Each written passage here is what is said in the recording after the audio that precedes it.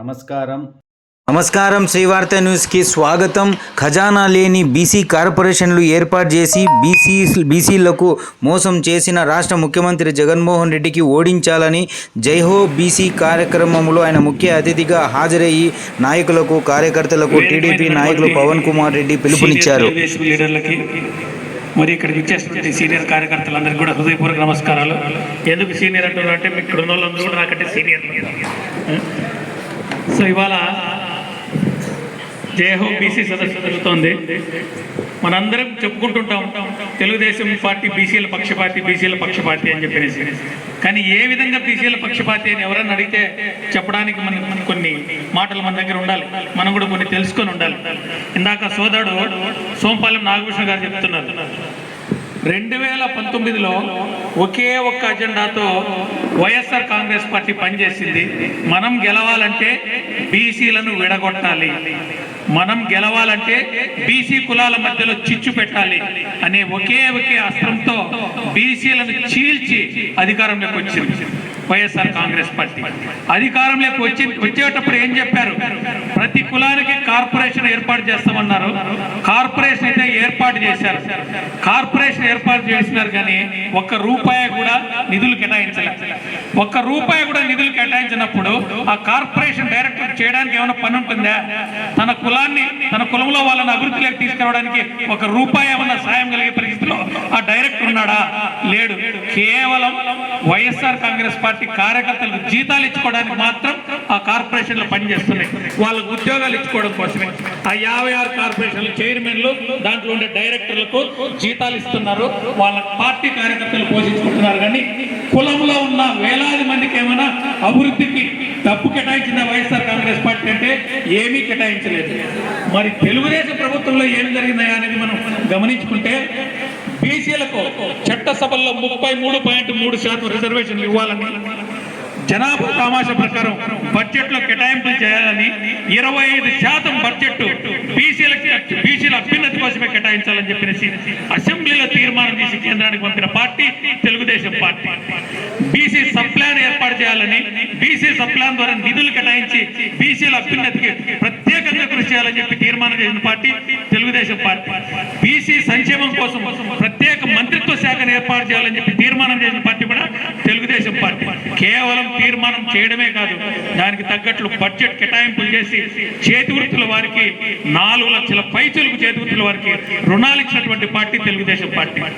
నిన్న జగన్మోహన్ రెడ్డి బస్ యాత్ర పోతా ఉంటే, ఏమో 5 గంటలకు ప్రోగ్రాం అన్నారు, మా ఇంటి ముందు రోడ్లు ఖాళీగా ఉన్నాయే, ఊర్లో పరిస్థితి ఎట్లుందని చెప్పేసి ఒక సోదరునికి ఫోన్ చేస్తే మిద్దిపైకి పోయి వీడియో కాల్ చేసి చూపించారు.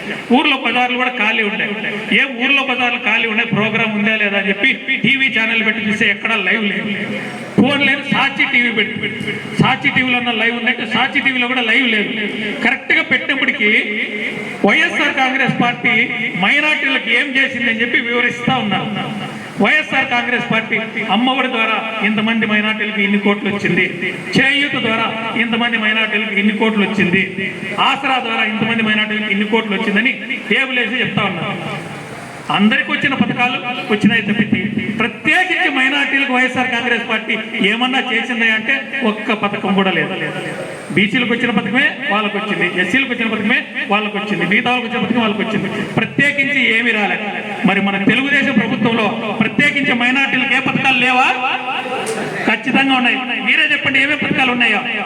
మిగతా సంక్షేమ పథకాలు పక్కన పెట్టి తెలుగుదేశం పార్టీ కేవలం మైనార్టీలకు ఇచ్చిన పథకాలు చెప్పండి. దుల్హన్ పథకం ఉంది, అవునా? సంక్రాంతి కానుక ఉంది, అవునా? ఇంకా మౌజాళ్ళకి వాళ్ళకి శాలరీస్ ఇచ్చారు, గౌరవ వేతనాలు ఇచ్చారు, దుకాన్ మకాన్ ఇచ్చారు. ఇన్ని పథకాలు సంక్షేమ పథకాలు. రంజాన్ తోఫా, మసీదు మరమ్మతులకు కూడా నిధులు కేటాయించిన పార్టీ తెలుగుదేశం పార్టీ. ప్రత్యేకమైన ప్రేమ ఉండడం అంటే అదే కదా. అందరితో పాటు ఇచ్చే పథకాలు ఇస్తూ మేము వీళ్ళ మీద ఎంత ప్రేమ చూపిస్తున్నాం అంటారు. ప్రత్యేకంగా ఇస్తేనే కదా మీ మీద ప్రత్యేకమైన ప్రేమ ఉన్నట్లు. అటువంటి ప్రత్యేకమైన పథకాలు ఏవి వైఎస్ఆర్ కాంగ్రెస్ పార్టీ అమలు పరచలే. ఇటువంటి ప్రత్యేకమైన పథకాలన్నీ కూడా అమలు పరిచిన పార్టీ ఏది? తెలుగుదేశం పార్టీ. ఎప్పుడు ఎన్డీఏలో భాగస్వామిగా ఉంటూ, ఎప్పుడు బీజేపీలో అలయన్స్ లో ఉంటూ కూడా మైనార్టీల మీద ప్రత్యేకమైన ప్రేమ చూపించిన పార్టీ తెలుగుదేశం పార్టీ. మేము మైనార్టీల పక్షపాతం అని చెప్పుకుంటూ బీజేపీతో అక్రమ సంబంధంలో ఉంటూ నకిలీ హిందూ వేషాలు వేసింది ఎవరు? జగన్మోహన్ రెడ్డి. శారదా పీఠాధిపతిని కలుస్తూ వాళ్ళని కలుస్తూ వీళ్ళని కలుస్తూ నకిలీ హిందూ వేషాలు వేసింది ఎవరు? ఆయన జగన్మోహన్ రెడ్డి. ఆ జగన్మోహన్ రెడ్డి ఎవరి పక్షపాతి కాదు, సొంతంగా ఆయన ఒక్కరికే పక్షపాతి. ఉంటే ముగ్గురు నలుగురు పెద్ద రెడ్లకు పక్షపాతి, మిగతా ఎవరికి పక్షపాతి కాదు ఆయన. సోదరులారా బాగా గమనించండి, బీసీలకు కూడా 19 కులవృత్తులకు సంబంధించి పనిముట్లు పంపిణీ చేసినటువంటి పార్టీ తెలుగుదేశం పార్టీ. ఎన్నో చేతి వృత్తుల వారికి స్వయం ఉపాధి కొరకు రుణాలు ఇచ్చినటువంటి పార్టీ తెలుగుదేశం పార్టీ. 4,25,000 మందికి సబ్సిడీ రుణాలు ఇచ్చి వాళ్ళ కుటుంబ వృత్తులకు చేయూతనిచ్చి కుటుంబాలు నిలబడి చేసేటట్టు చేసినటువంటి పార్టీ తెలుగుదేశం పార్టీ. ఇప్పుడు వైఎస్ఆర్ కాంగ్రెస్ పార్టీలో కూడా వస్తుంది, చేనేత నేస్తామంటారు, ఇస్తున్నారు డబ్బులు.